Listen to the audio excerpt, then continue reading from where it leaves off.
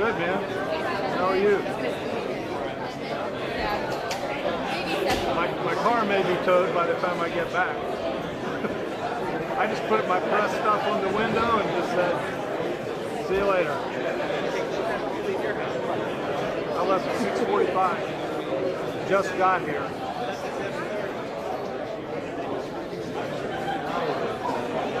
How'd you come down? I did Turnpike to 826, and then 826 was the parking lot until the airport. But we made it.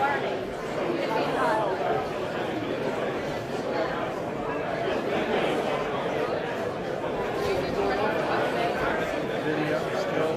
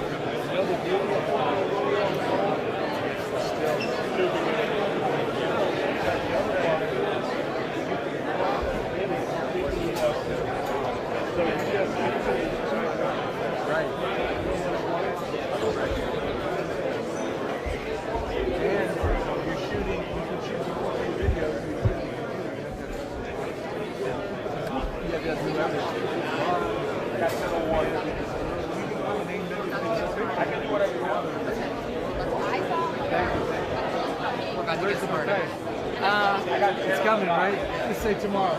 I'll tell you guys. I'm kind of wondering why you're not. He goes, oh, I'm not. I saw that today.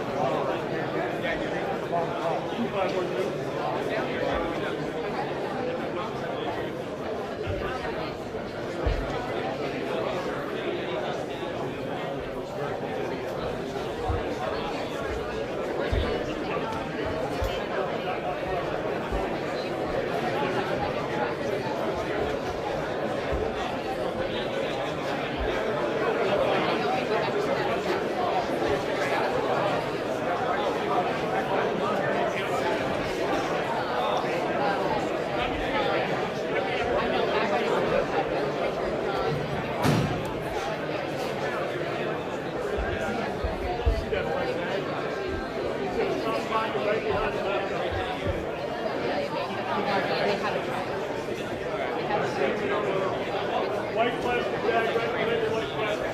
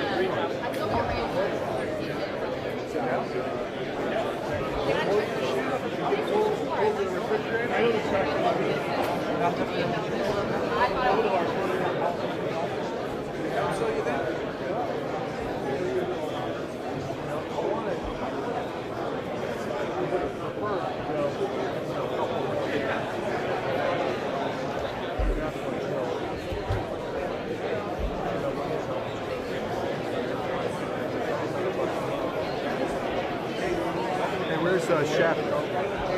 Shappy is right by Hyde. Standing.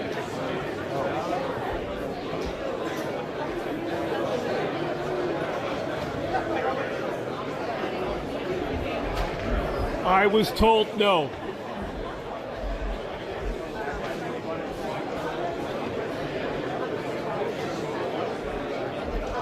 I'm not wired to do that, Stan.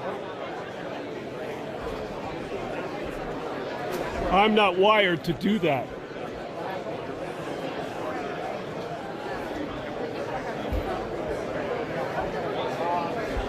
And I don't think he was told that either.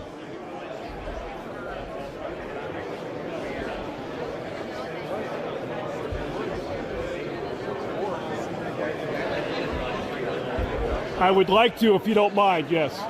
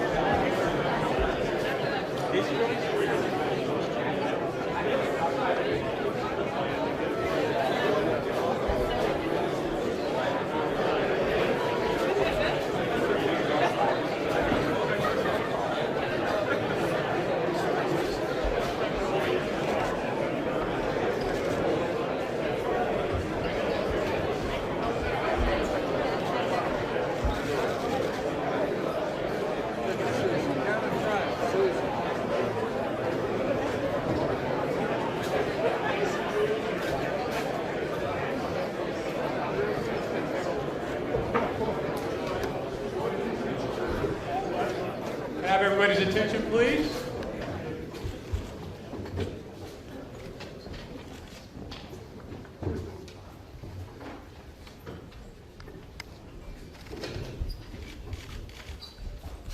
Good morning. My name is Don Bailey, Jr. I'm a graduate of the University of Miami in 1983. Been doing the radio for many years here now, and fortunately, I've never had to leave this wonderful institution. I want to welcome everybody here today for a very, very special event.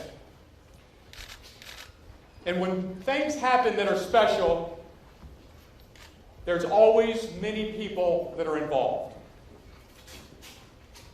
And while, unfortunately, I can't mention all of them, I do need and want to recognize some of the main people that made this great event happen today.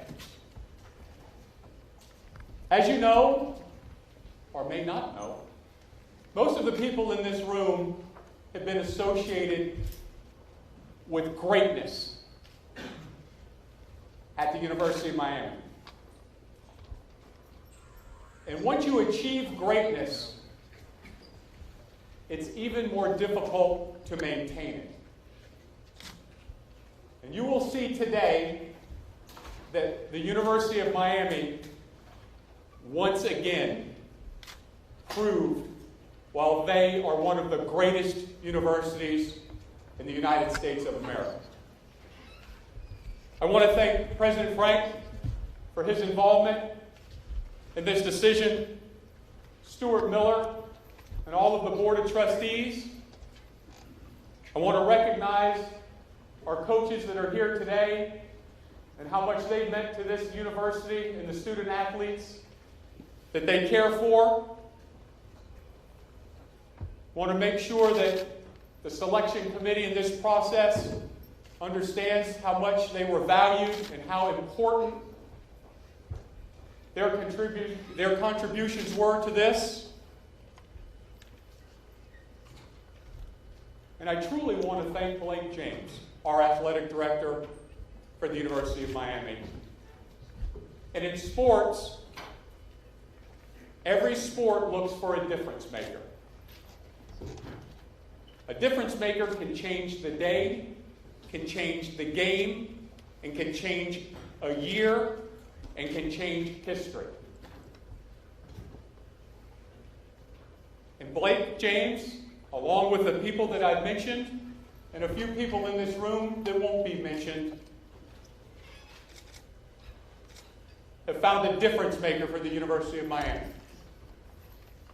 And I thank you all from the bottom of my heart as a former alumni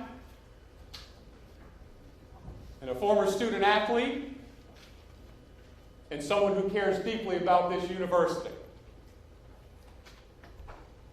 And for the next step in this event today, I would like to bring up someone that cares deeply about our University of Miami, who is an industrial pioneer, who has founded numerous companies, has an extensive background in sports, is a member of our Board of Trustees, is a Board of Advisors for our wonderful School of Business, David Epstein. David?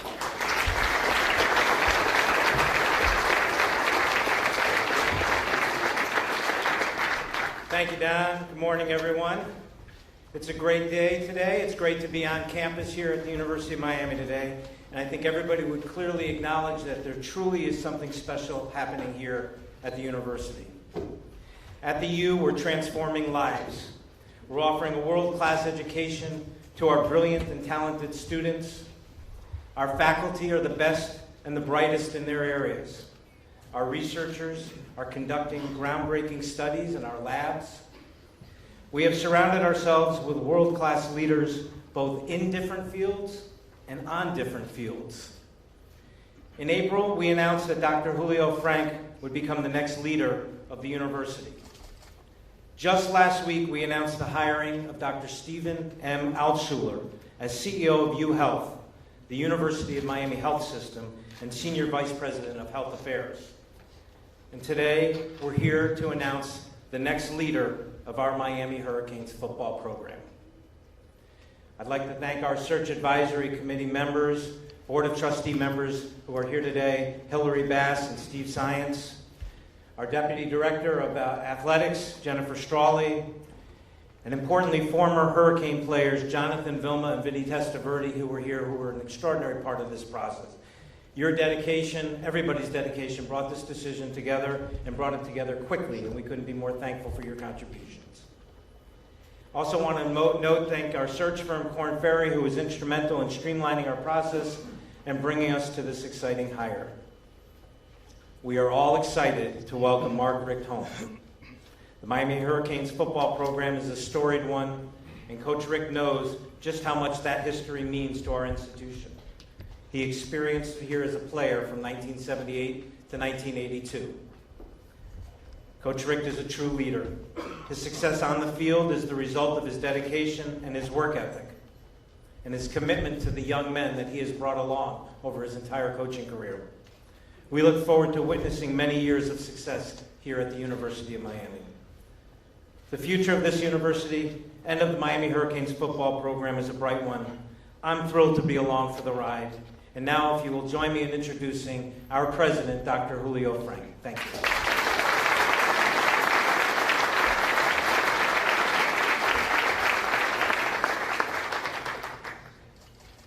Good morning to everyone. You know, before I even set foot on this campus, I was told that Hurricane football was sort of important at the University of Miami. Now, well, into my 3.5 month as president, I know exactly what that looks like. Football is not just part of what we do here, it is part of who we are.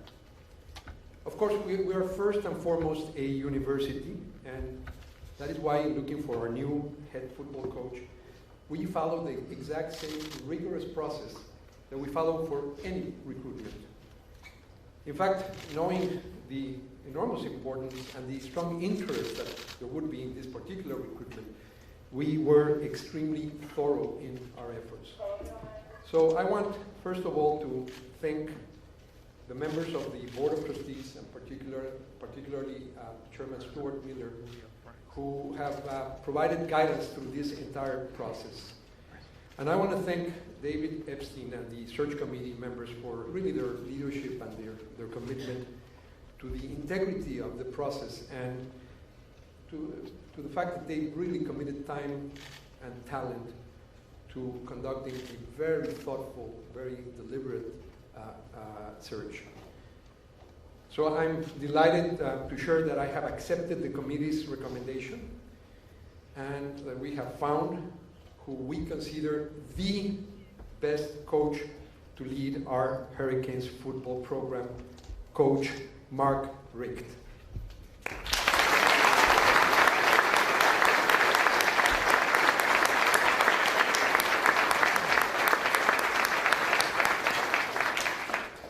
I was very, very impressed with Coach Richt's outstanding record of wins, because I too, like everyone, like to win. But more importantly, we really resonate in the firm belief that academic excellence and athletic excellence can and must go hand in hand.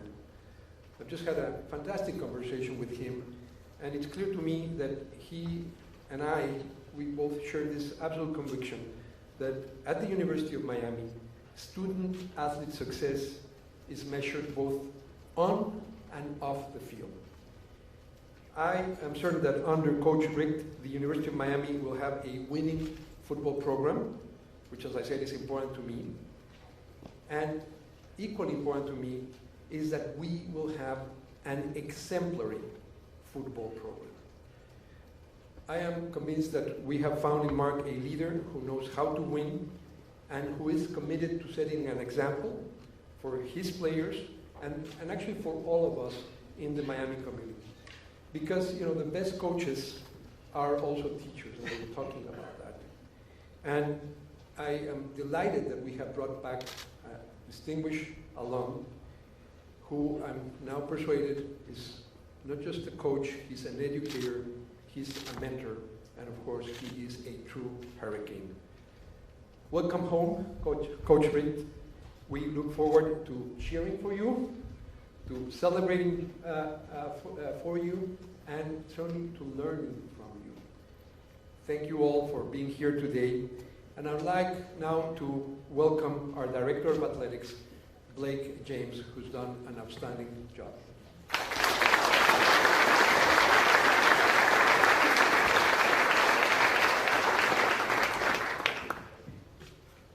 Good morning. Thank you, President Frank, for your words, but more importantly, for your support and great counsel during this process. If you didn't know how passionate Hurricane fans are, you certainly know how passionate they are over the last few weeks. Thank you all for coming this morning, and I want to recognize Chairman of the Board, Stuart Miller, and Chair of Athletics Committee and Board of Trustee member, David Epstein. I also want to thank so many of our current and former student athletes, our coaches, staff, supporters who are with us, and I want to thank my wife, who lives with me every day, trying to make our program be the very best in the country. Additionally, there are a few more thank yous that need to be said before I introduce our new head coach. I want to thank the members of our football team, who despite mid-season transition, represented the U the right way and led us to an incredible 8-4 season. I also want to thank interim head coach Larry Scott. Larry was a true leader the past 7 weeks, and his future is bright in this profession. Thank you as well to our assistant coaches and support staff who kept their eye where it should be, on the students in our football program. I relied on a small group of advisors during the search process, and I want to thank former Hurricane greats Vinny Testaverde and John Vilma, my Deputy Director of Athletics, Jen Strawley, and board members David Epstein, Steve Science, and Hillary Bass. They provided great counsel, feedback, and a lot of questions throughout the process, and were very instrumental in helping us bring Mark Richt home. Finally, thank you to every fan, alumni, season ticket holder, donor, student, parent, and yes, members of the media, for your solicited and unsolicited input and advice on what we should be looking for in a new coach and who that should be. With that said, today is a great day for the University of Miami as we welcome home one of our own. Mark was raised in South Florida, played for Howard Schnellenberger at the U, honed his coaching skills under one of the greatest coaches of all time in that city up in North Florida, led Georgia to SEC titles and BCS bowl games, and did it with integrity, class, dignity, and a true appreciation for the student athletes. His accomplishments are well known, his character even more so, but he is our coach today. Because I believe that Mark will put us in position to win ACC and national championships. He will have a lasting impact on our students, and he will be a tremendous mentor of young men. As all of you will soon learn, nothing more is more important to Mark than his family. And we welcome to the Hurricane family Catherine, his wife, Jonathan, David, Zach, and Anya, his children, all new members of the Hurricane family. We're building champions at the U, and today we are a great deal closer to our goal. Please join me in welcoming the 24th head coach of the University of Miami, Mark Richt.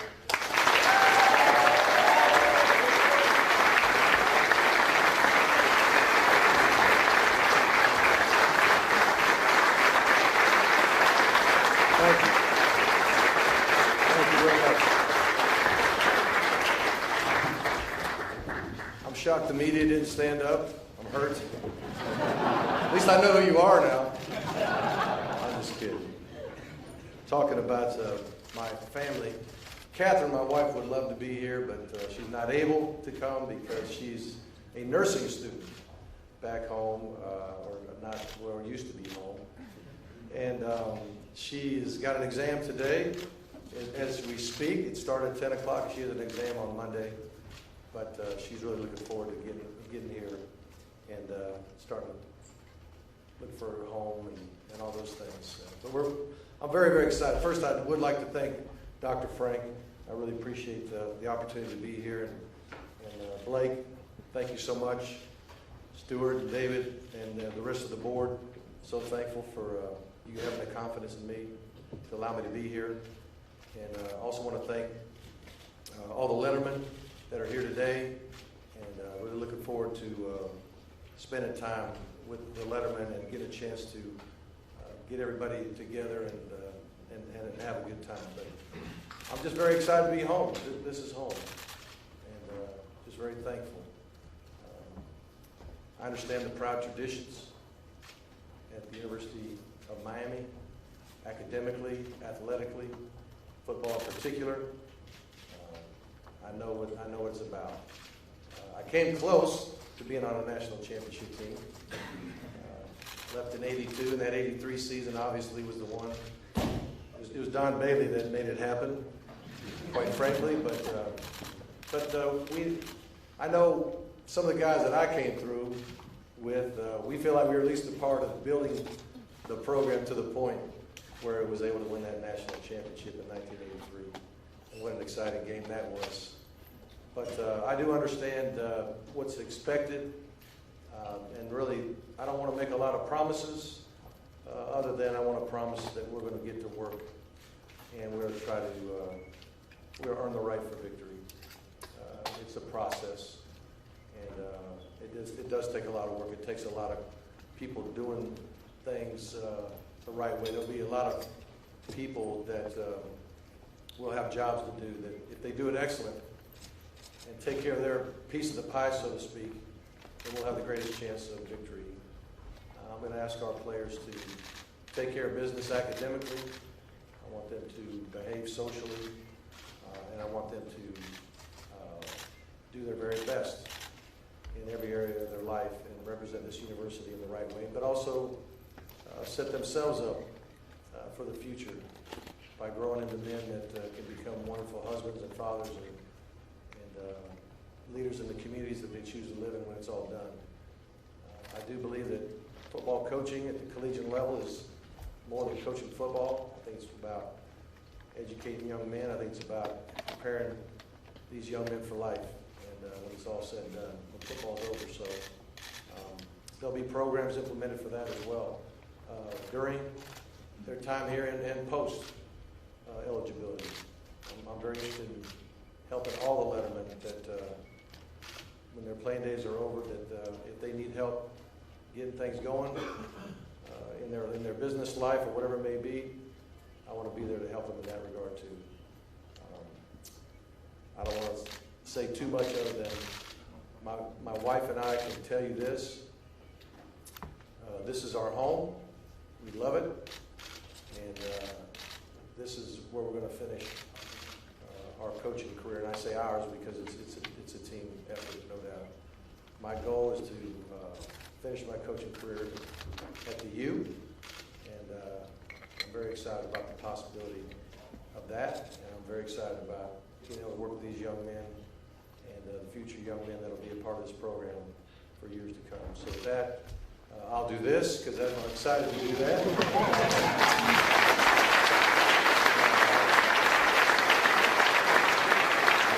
I don't know, are we opening up to questions or are we moving on? Okay, that's it for me for now. Thank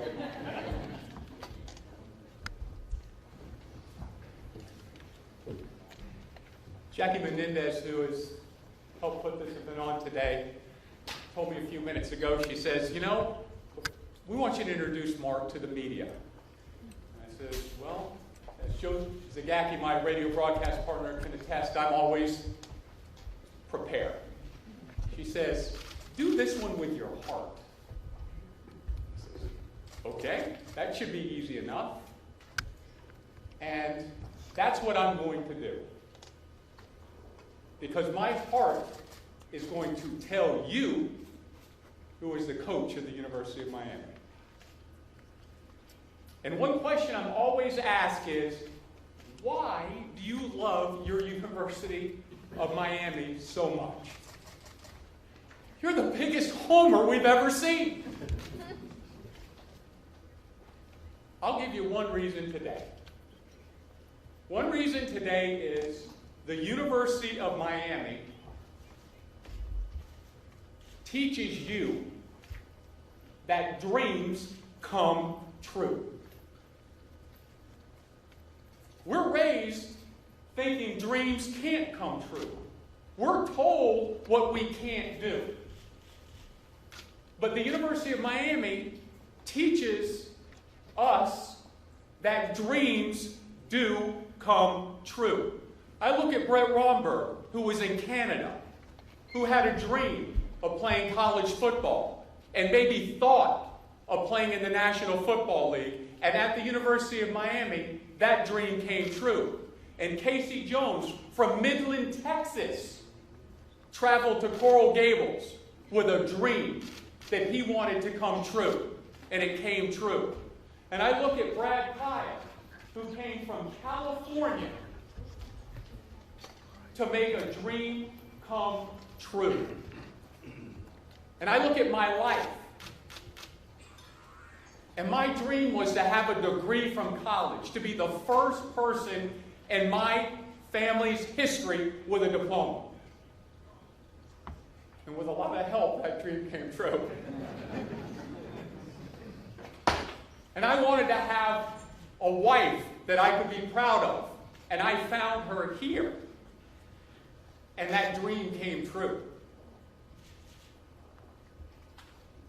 So when people ask me what my feelings are about my quarterback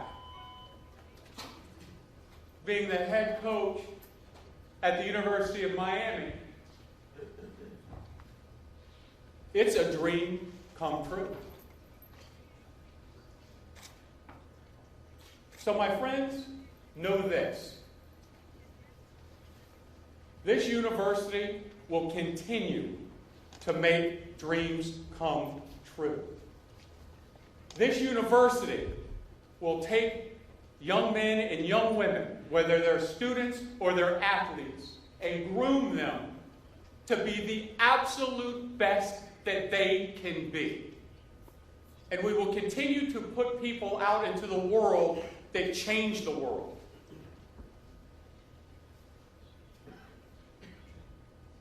So if you want to know about Mark Richt, know this. He came here in 1978 to help make a dream come true. And that dream was to build a championship football program.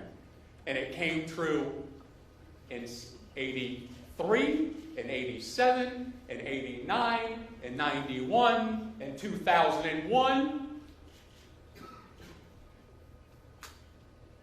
And he is here again, not only to finish his dream of bringing championships to the University of Miami, but also to help all the dreams of this university, our community, our football team, and every athlete that walks through the door. He is here to help them make their dream come true. And there is my heart speaking to you about our new head coach of the University of Miami, Mark Richt.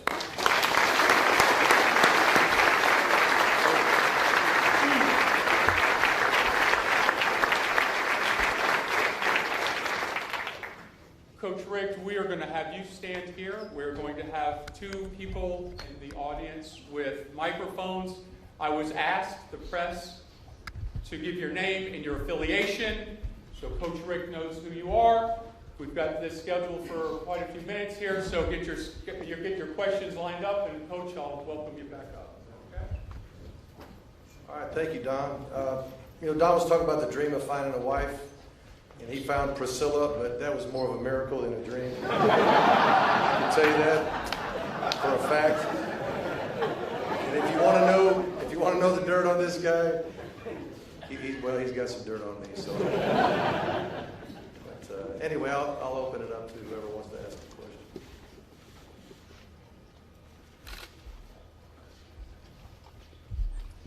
Tim Reynolds at the Associated. I don't think it's working, but Is it on? It's working. Talk loud. is it working? Yeah. Okay. I don't hear very well. Oh, okay. Coach Tim Reynolds of the Associated Press, welcome back. Thank you. Instead of saying welcome home. Just a few days ago, up in Athens, you indicated that you were obviously unsure about the next step, but you gave an indication that coaching a break may Right. at least be in your future. What changed so rapidly, and how did your mind change so rapidly? Right. This was the right place and the right time. Right. He asked if you didn't hear the fact that I mentioned that I was considering sitting out a year and try to get my bearings straight and decompress a little bit before moving forward as a coach, or not.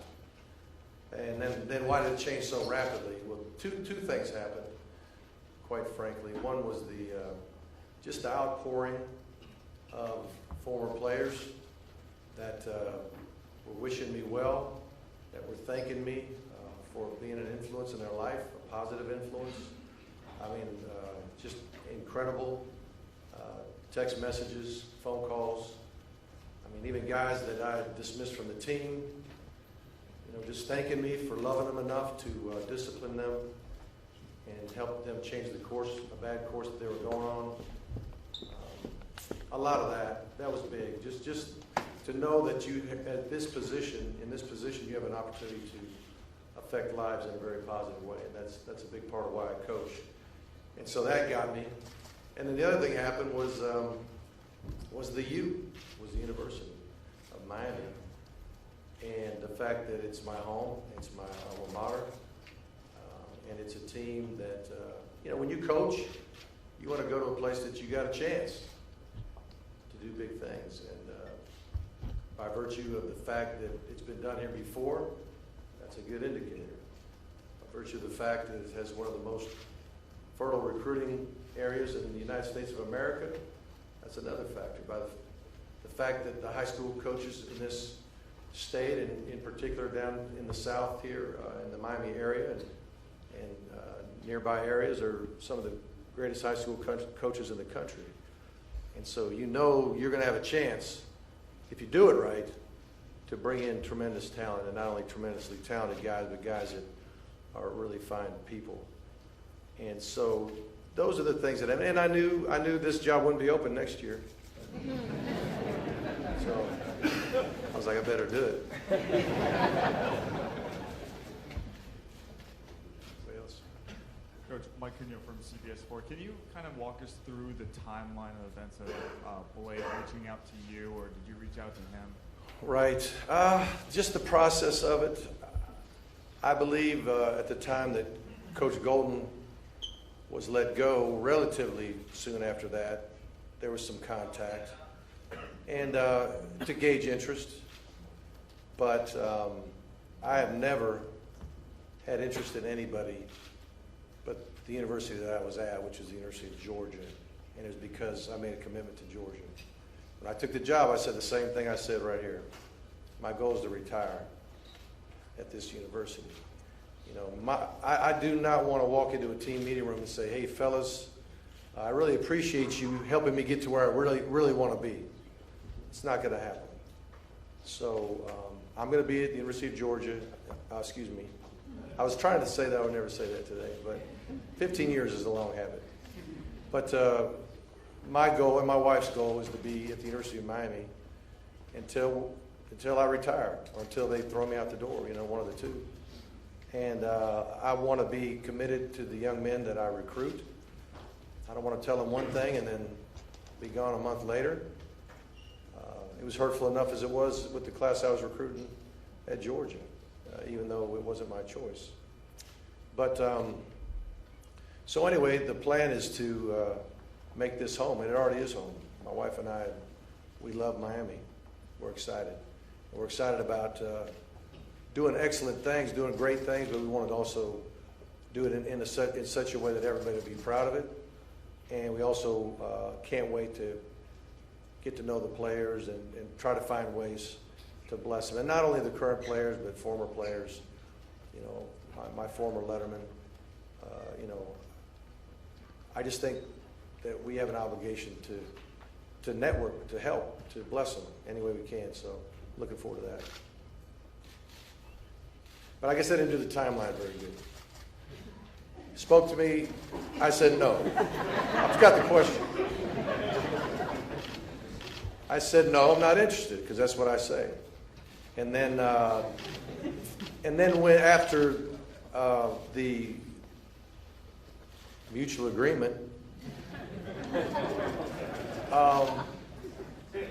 then we got asked again, are you interested? I said, you know what? I've been saying no for 15 years, and it's time to say, yeah, I'm interested. I want to hear what everybody has to say. So that's when the ball began to roll, and then spent time talking to people and talking to Blake and talking to members of the board, and, former players, and all that kind of thing. And also, my wife and I just began to pray and ask the Lord what He wants us to do, because that's kind of bottom line for me, is to do what I think He has in store for me and for us. And so we had a peace that this is what we need to do, so we did it. Hello, Mark. Christopher Stock with Inside the U. It is said that a team reflects on its head coach in personality and whatnot. What do you think? What do you expect from your team? How to play, and also what will it take to reach the goals that Blake James mentioned earlier? Well, like I said before, I think you just got to start working, and you got to start working with excellence. You got to have a plan.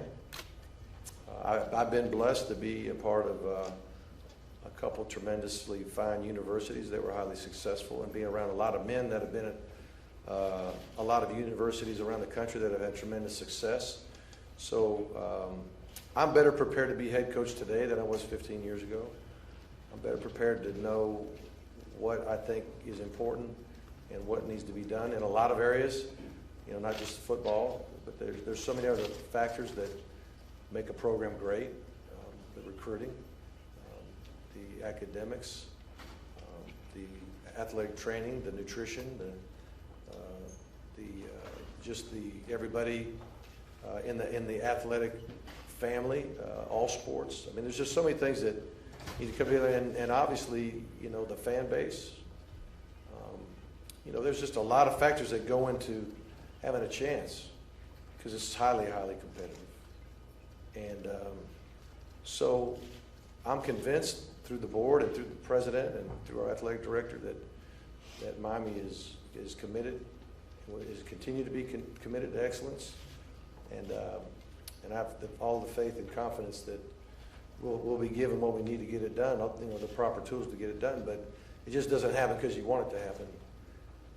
There's a process of getting it done, and we just got to make sure that we focus on the process more than the end result, because everybody can say they want to win, but are you willing to put in the work, and are you willing to work properly to get it done?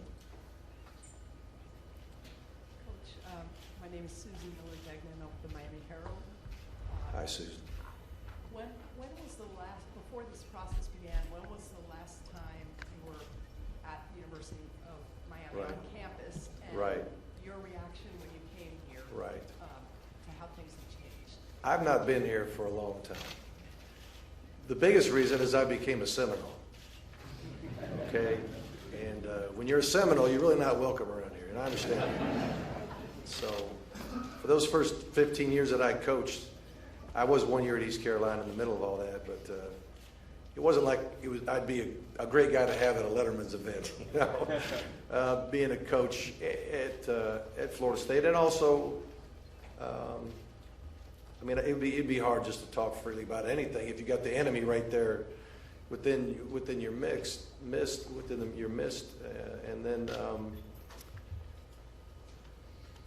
then when I became head coach at Georgia, when you're the head coach anywhere, you really don't have a lot of time to go socialize.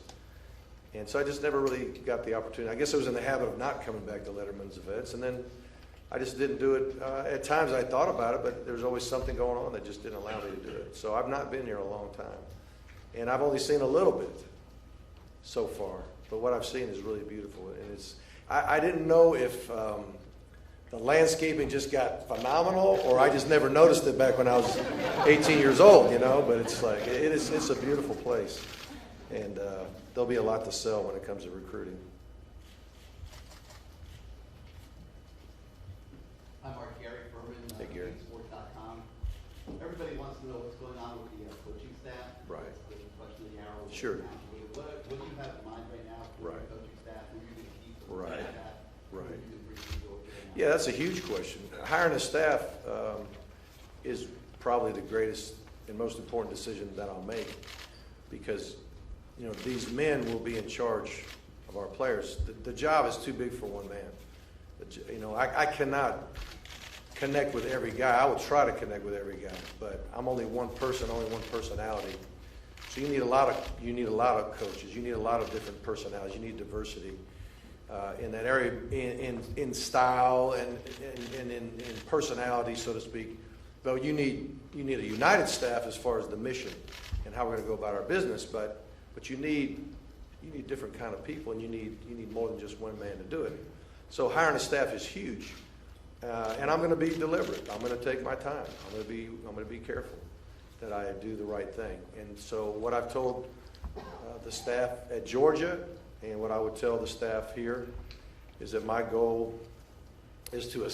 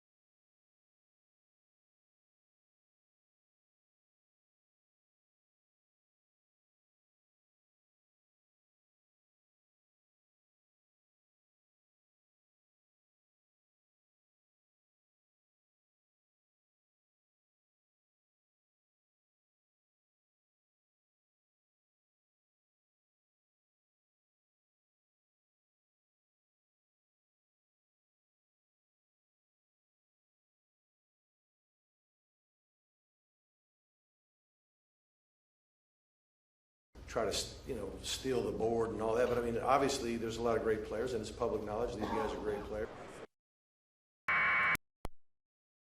That's what it is.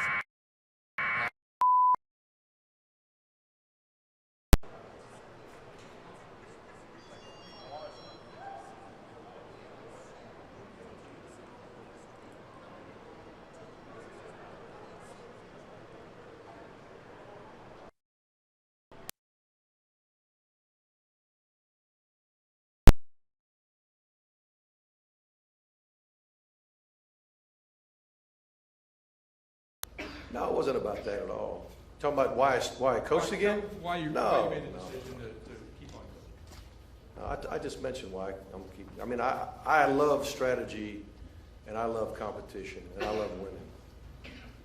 There is no doubt about that. But I really do love coaching at the collegiate level, because 18 to 22 is probably the most important growth, one of the most important times in the growth of a young man. And because what happens is when you leave, you're supposed to be ready for life.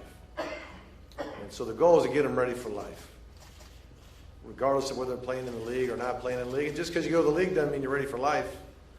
We've seen that. Sooner or later, football's going to end. When it ends, then what? Well, hopefully you've been prepared at the University of Miami for that moment. And if you haven't been, I want us to still be here to help them, because that's what makes me tick. Mark Richt, Christy Chirinos from the Sun Sentinel. Wanted to get just a little bit of your thoughts on what the experience was like of meeting with this team. If Right. there's anything you can share with us, your first Right. impressions of those players. Got a chance to meet with the team this morning at 8 o'clock. And I was talking to Blake, and I'm like, well, you're having all these meetings at 8 or 9 o'clock, and you're calling. I'm like, do you guys even go to class around here? And I realized that the morning time is the football time, and the afternoon time is the class time. And that was kind of exciting as it was for me, because I've always wanted to at least try it to see if it was better than waiting until the afternoon to do it. But anyway, I got a chance to meet with the young men at 8 o'clock. And I didn't want to take too long with them, really. I wanted to tell them how excited I was to have this opportunity. But I also wanted to let them know that I was very proud of what I've seen of how they've handled the adversity of the season. And it's not over. And they need to keep focused on school. They need to keep focused on this season. They need to focus on honoring their seniors that are about to leave, and have them leave with a smile on their face and with that ninth victory. And I know Coach Larry Scott has done a wonderful job as interim head coach, and the players have responded to that leadership, and I didn't want to get in the way of that. But I did at least, I gave them a little bit of my background, and I just let them know that my expectation for them was really for them to do their best and be their best. And everything that we were going to implement and have them be held accountable for was to either help them get their degree, or help them become a better player, or help them become a better person. And I was going to expect them to buy in and join the program. As far as believing that what we're doing is for their best interest, and know that sometimes you feel a certain way, and you might not feel like waking up and go to a class. You may not feel like giving your best to that rep in the weight room, or you might not feel like having a great practice that day, but sometimes we have to act a certain way rather than act how we feel. Sometimes you just don't feel like doing it, but you know what? You still got to do it because it's in your best interest. And so we just talked about, I told them, I said, we're not going to start bragging about what we're going to do. We're going to talk about the process of winning, and that's work. Hi, Coach. Adam Cooperstein, NBC6. Welcome. Thank you. Did you ever have a time after leaving here as a player where your mind got to a point where you envisioned what it might be like to lead this football program, even if you weren't gunning for it, just considering it? Well, I'll say this. I had been contacted at different times over the last 15 years. So that idea came up, from time to time. And 15 years ago when I took the Georgia job, even that year was a year that there was change. And there was even a possibility of an interview. It never did materialize because Georgia happened first. And it was one that Catherine and I had peace about. But since that time, there's been a few conversations here and there. So we've thought about it. But like I said, I was offered the job at the University of Pittsburgh 5 years prior to taking the Georgia job. And it wasn't official that I was hired. But at the end of the visit, the AD said, hey, if you spend the night, I'll introduce you to the fans at the basketball game as our new head coach. So I took that as that I was being offered the job. And but anyway, I talked to Catherine. I said, do you want to live in Pittsburgh the rest of your life?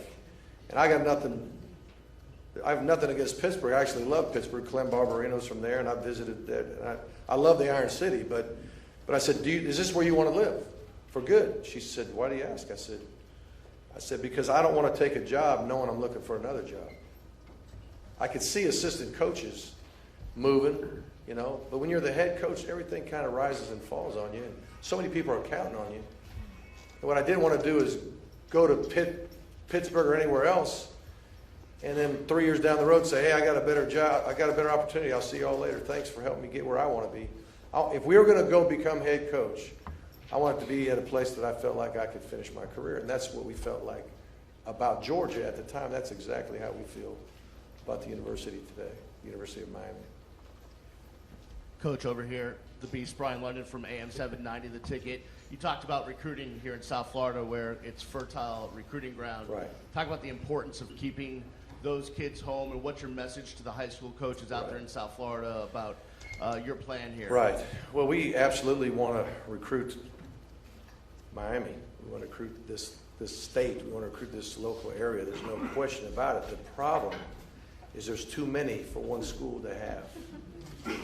very similar to where I was at. You can't get every kid in the city of Atlanta. You can't get them all. There's too many.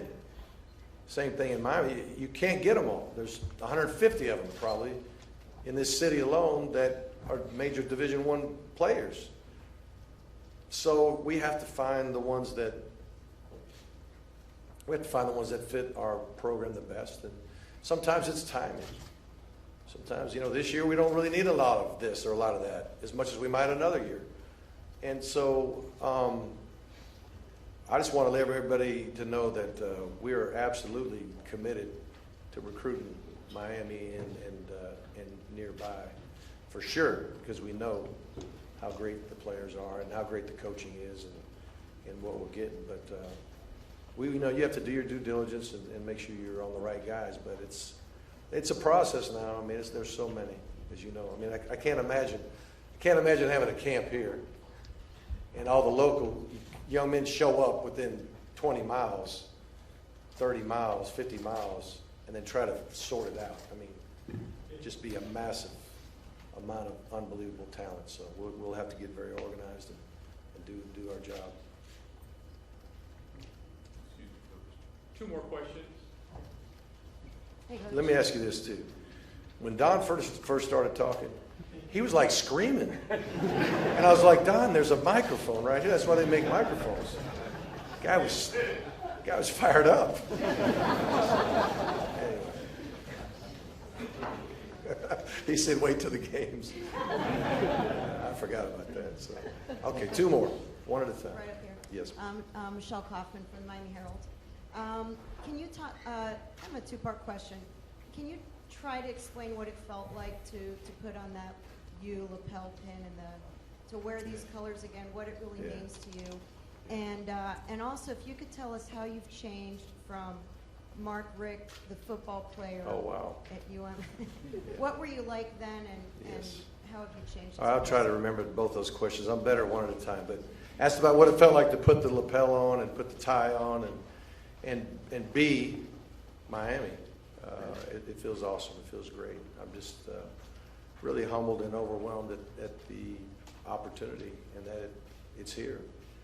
And then you asked, how am I different now than I was as a player? Okay. In a nutshell, in 1986, I became a born-again believer in Jesus Christ. And I went from a really self-centered guy to an other-centered guy. My goal became to try to live a life that God would be pleased with on a daily basis. Just start walking. God, you've got my career, you've got my family, you've got my everything. I trust you in everything, and I'm just going to start walking, and I'm going to try to be obedient to you and your word, and that's what changed everything. Not perfect by any means, believe me. My wife knows, and my players know, and anybody around me knows. And I'm not saying that, but I'm saying I'm forgiven and I have peace, and I'm thankful for that. Coach Ryan Bardaw, I'm the national analyst, 24/7 Sports. Since signing day, I've been through 350 high schools. Nowhere I go through in the country is there more talent than South Florida. Right. Usually when Miami gets a rock and they can get everything in their backyard, except maybe a run block or a QB. How much is that going to be your strategy going forward? Yeah, no doubt. No doubt we're going to recruit this area. No doubt we're going to. We know, like you say, you probably can't find every single guy every single year within 50 miles, but I bet you can find 90% of it. You know, a very good chance of that. But the other thing too that you learn is there's some other really great players in other areas of the state and other areas of the country that have a tremendous desire to go to Miami. What if Vinny Testaverde didn't go to Miami? Because he wasn't from Miami. You know, I mean, how many guys were out of the city of Miami? They were some of the greatest players that Miami ever had.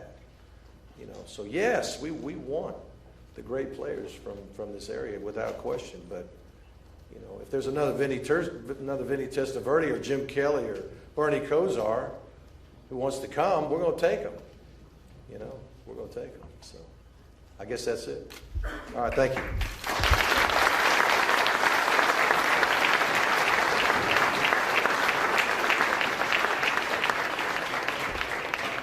that will end today's announcement, and I want to thank everybody for being here. I want to thank all of our former players. I want to thank all of our alumni, our leadership, our president, our board of trustees, our athletic director, and we want to thank everyone for being here today and a part of this great announcement. Have a great day, everybody, and let's go Canes!